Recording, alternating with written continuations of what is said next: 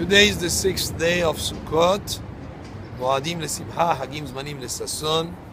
We're here in the Sukkah V'Rabanim and in learning Chok L'Yisrael, we're going to explain the Halakha Psuka. Yesterday evening at Simchat Bet HaShoeva, there was a person that asked me about to have a class in Ilchot Shabbat. Happens to be that today the Halakha Psuka deals with Ilchot Shabbat. So it's very appropriate to the subject of Shabbat that we discussed yesterday. The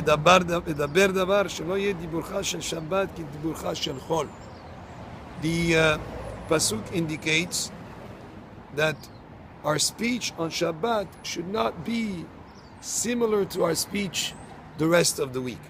Hilkach, therefore, אסור לומר דבר פלוני אעשה למחר, או סחורה פלונית תקנה למחר. Afilu b'sicha devarim betelim asur le'avot. Therefore, person should not on Shabbat say, tomorrow I'm going to do this, I'm going to do this activity, that activity, things that have to do with chol. Tomorrow I'm going to buy this type of merchandise. I'm going to work on this kind of project.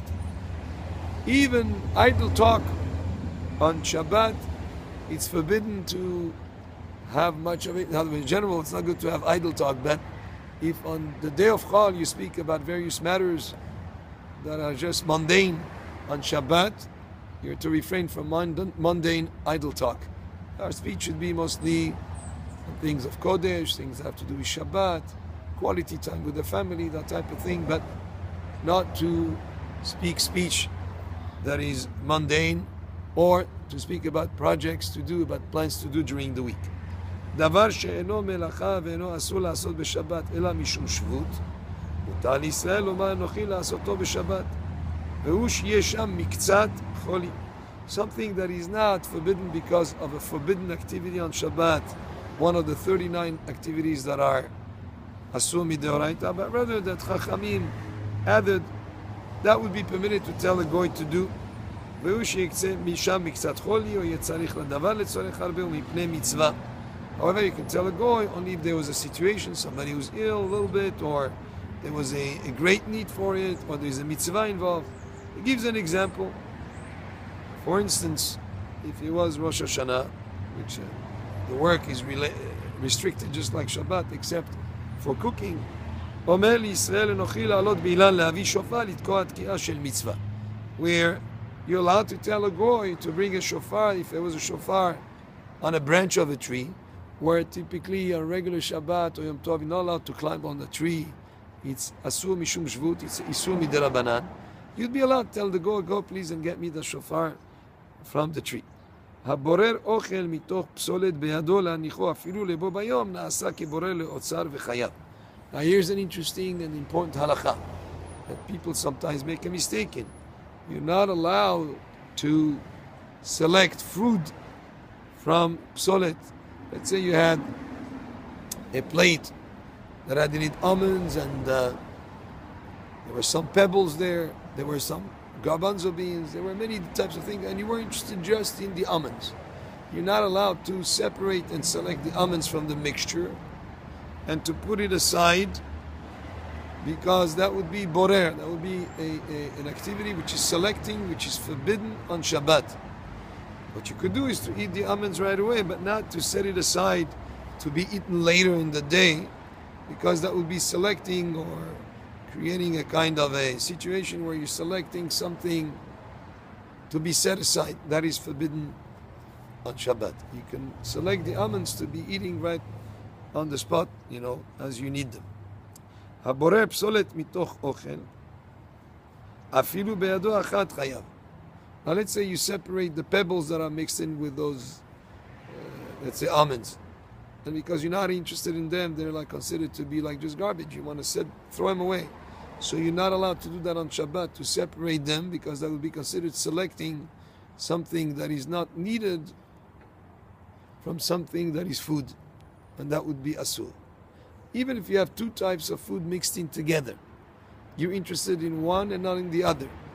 The one that you're not interested in, you're not allowed to separate, because that would be also one of the melachot that is asur on Shabbat, which is called melechet borer.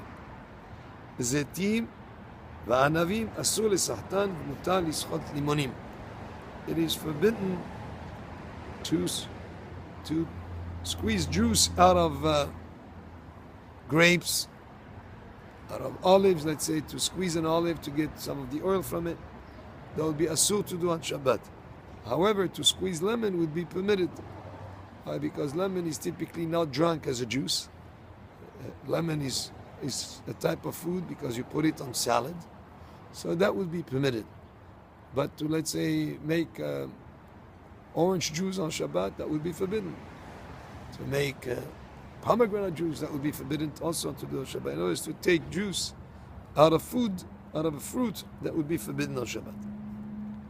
ליתן חרקום בתבשיל מותר, ואין לחוש לו משום צובע, ואין צביעה באוכלים. So to put curry or any type of spices that would create food coloring in the food. Like you put curry, it'll make the food yellow. You put paprika, it'll make it red. And you would think that there would be asur because we're not allowed to paint on Shabbat, to make a dye on Shabbat.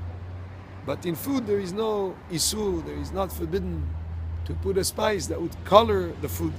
That's not asur, it's permitted. A person that